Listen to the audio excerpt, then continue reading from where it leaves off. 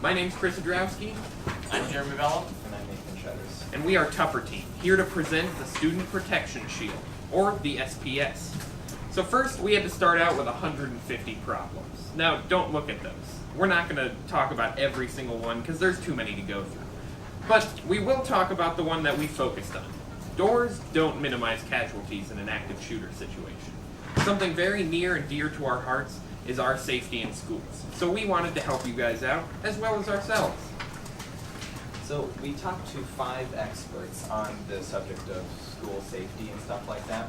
We talked to the deans at Central and South, as well as an FBI agent or school intelligence officer, and we got some useful information from this regarding school safety, such as the solution needs to be adaptable. Entryways and exits in the building need more protection, as well as school shootings aren't preventable with simply a physical object. You can only prepare for it. These are some of already existing designs. Most of these are illegal or you just can't use because of certain school safety things.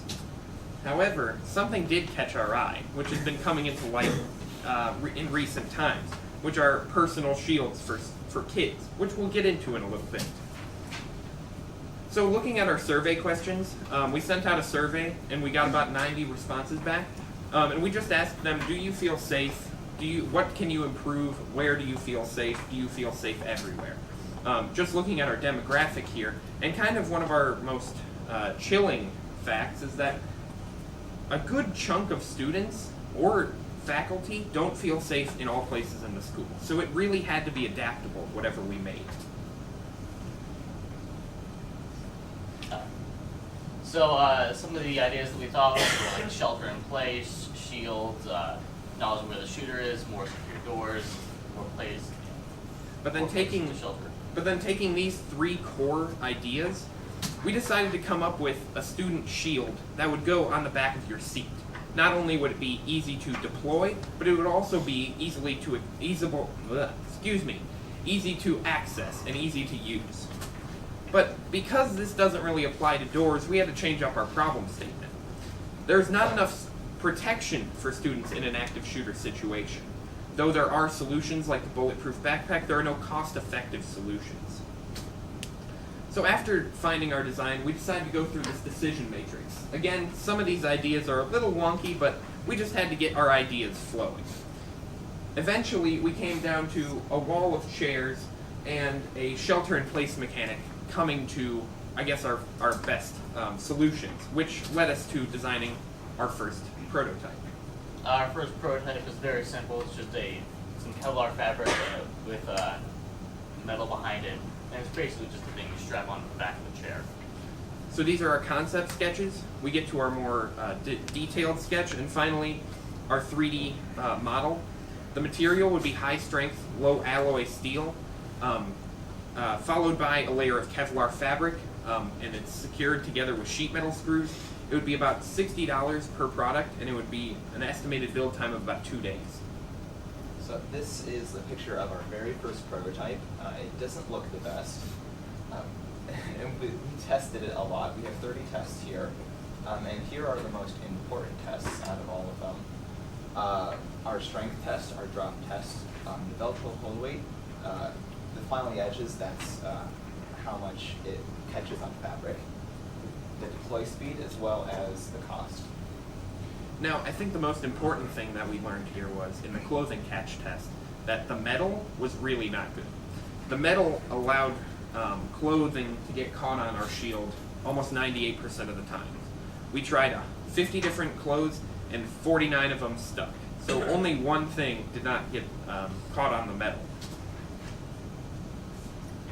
So we got feedback from our 5 experts.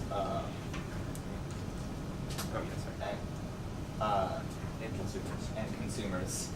The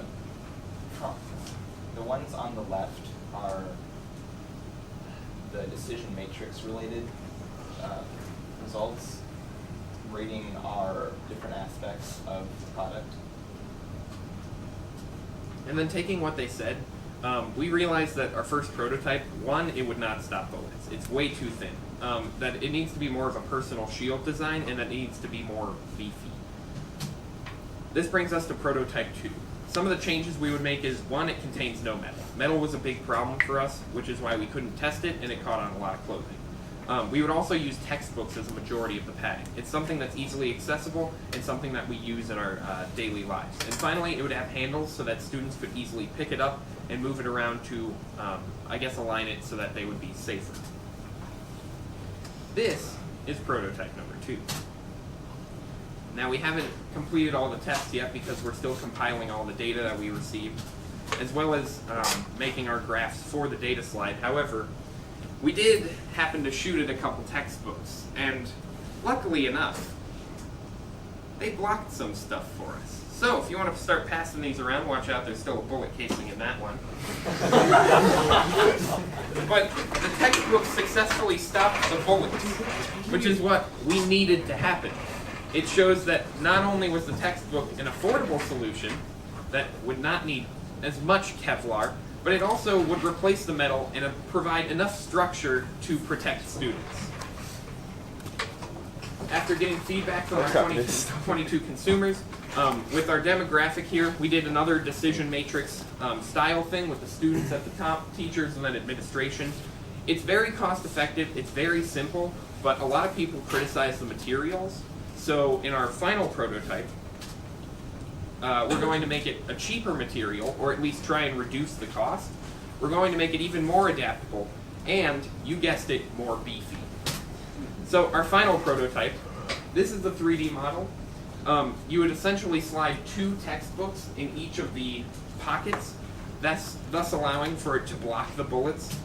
And then some of the final improvements that we would make, we didn't fill this slide out, unfortunately, but some of the final improvements that we would make is, we'd make the handles on an angle. That way it not only can fit on the seat, but it also can be held up.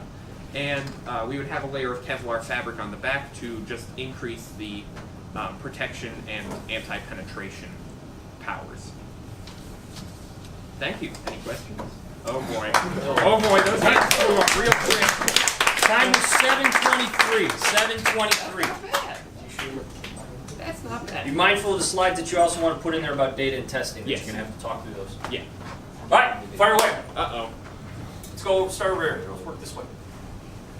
Hey. So- I raised So my hand first. when you it's kind of like a dual question. When you design your first prototype, are the books supposed to be like opened in the halfway mark, or are you putting like 2 separate textbooks? We originally wanted them open in a halfway, just that way you had 2 books per student, excuse me. But then after kind of looking at the evidence, we realized that if we wanted a true test, we would just shoot at the book in by itself and see if it just penetrated the book. Because if it went right through the book, we would have a problem with just having it folded half open, because then that would do nothing. Next question. Sarah? Okay, I have a couple things. Uh-oh. First of all, I think that you talk way too much compared to them, and I mean, it makes it seem as if you know everything and they don't know nothing. And sorry, it sounds really bad, but Feedback. You're a good speaker, but they need to speak more. And then there on your one side, it's existing solutions. It looks a little messy, and I think you can not have them overlapping so much, like the pictures. Okay. And then for your first problem statement, it looks like a little I mean, I don't know if you meant to do this because you have a new problem statement that is a lot better, but the first one is a little bland. Yeah. Okay. Sorry. Thank you. No, that's fine. All right. We still got a lot of hands up. We'll go Hunter. Okay, 2 things. Are you planning to pass the book around during the final? At the end, the Okay. very, very end. Because I was That'll- gonna say, if you do it during your presentation, when it was getting passed around, I'll be honest, I missed 2 of your slides because I was too distracted looking at the book Yeah. and the bullet holes and stuff. We Maybe, and maybe then also a safety concern with having actual bullet casings It- passed around in the school. Yeah. Yeah. And then I don't know how they. I mean, it's not. The bullet's already been discharged, so all That's- all yeah. it is. And Alright. yeah, it's just the outside copper layer of the bullet. So it's, I wasn't sure if there was like. no, that's not the lead interior. And then- Good question. Good And question.